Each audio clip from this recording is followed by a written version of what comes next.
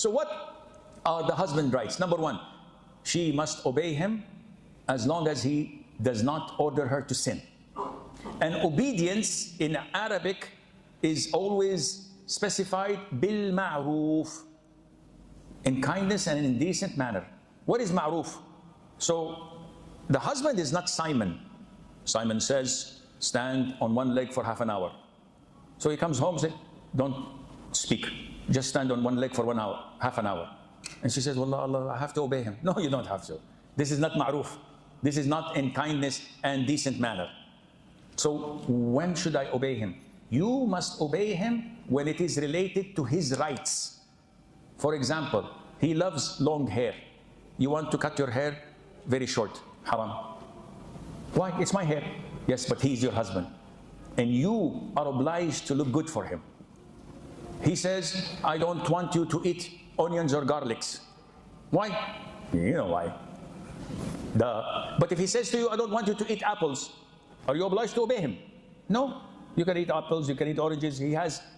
Obeying him is not his rights. It doesn't help him. It doesn't benefit him. There is no harm from it. Likewise, if a woman, and lots of the women have a problem swallowing this. It can't go down their throat easily. Why would I obey him? He's just a man. And men, they stink. They're bad. They're idiots. They come with a long list of insults. Well, let it be known that the status of man to his wife is unmatched, not even with the parents. Oof. I should obey my husband more than obeying my parents? Yes. If your father tells you something and your husband tells you something else, who should you obey? The husband, definitely. Nobody disputes in this. The Prophet says, alayhi salatu wassalam, if I were to order someone to make sujood to someone else, I would have ordered a woman to make sujood for her husband. Wow. Shows you how important the husband in his wife's life. The Prophet saw alayhi salatu wassalam, a woman, and he said to her, who's this man with you? She says, he's my husband, O Prophet of Allah. He said, how are you with him?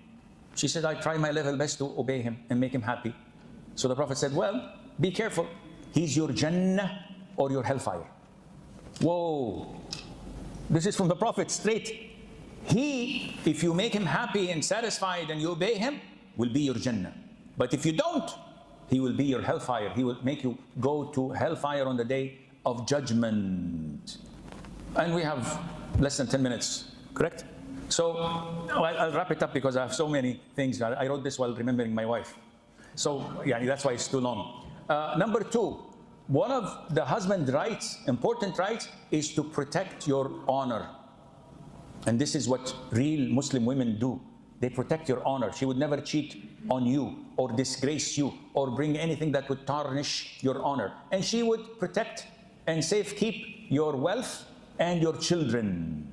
Allah says in the Quran, so righteous women are devotedly obedient, guarding in the husband's absence what Allah would have them guard. They protect you when you travel, when you go, they preserve their chastity. Number three, one of the rights of the husband is that the woman takes care of herself and beautifies herself. This is a form of worship. Lots of the sisters work on their bodies, on their diet. They go to the gym or practice and work out in the home to have a good physique to please their husbands. Wallahi, they're working out with this intention is ibadah. And they're being rewarded as if they're doing night prayer. But some of the sisters fail to see this. And they lose weight, they lose focus.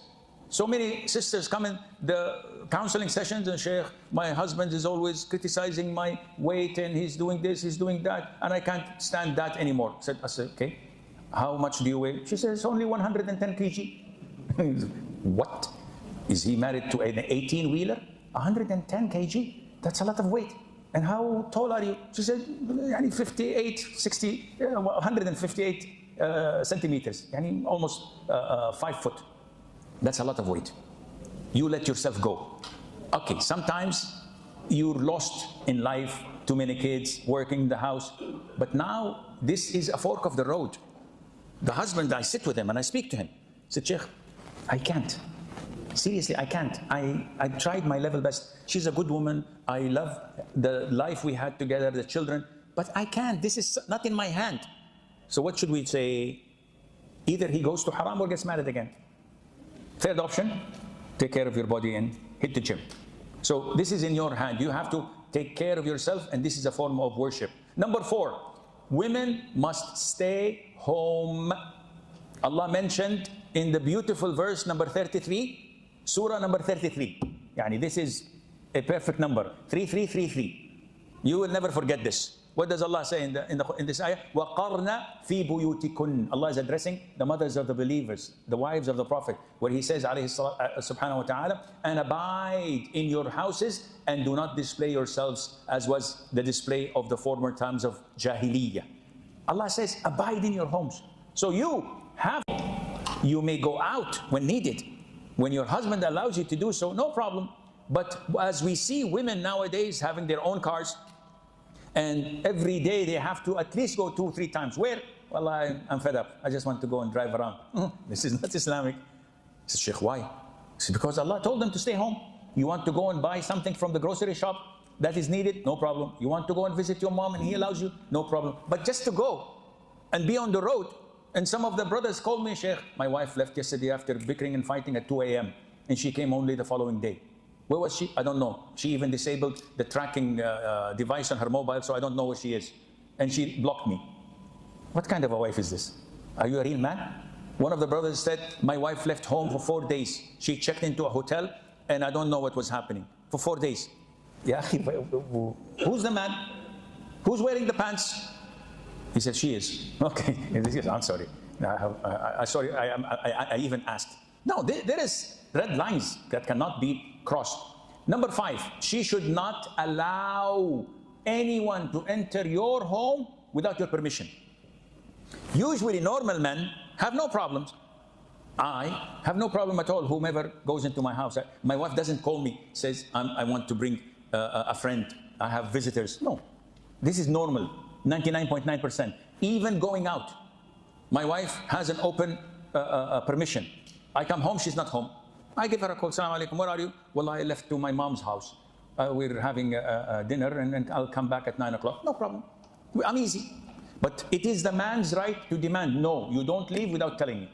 So yes, as a wife, you have to call him, I want to go to my house, to my friend's house, to my mother's house, to my brother's house. And he says, okay, 99.9% he will say, if not 100%, he's okay. But you have to inform him, this is his God-given right in Islam. This is an Islamic ruling, it's not a cultural ruling. Number 6, imagine how important the husband is in his wife's life. She must not fast, voluntary fasts, even Arafat, even Muharram, Ashura, we're coming, Mondays and Thursdays. She cannot fast without his permission. And this is a must. Subhanallah, why? Because he might be interested. He might want her.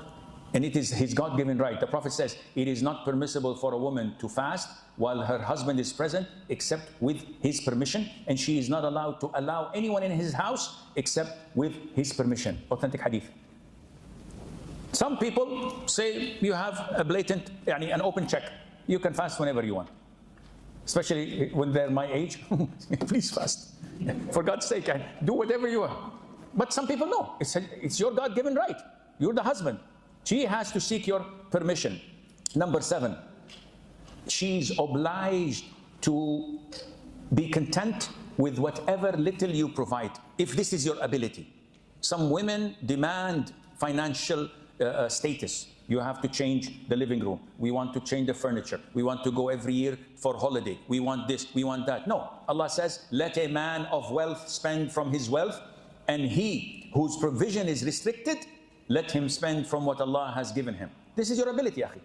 So a real righteous woman would not burden her husband for more than what he can afford. Number 8, she is obliged, it's a must, to answer his call when he calls her for intimacy. Any time of the day, no matter what the circumstances are. And if she doesn't, Allah will curse her.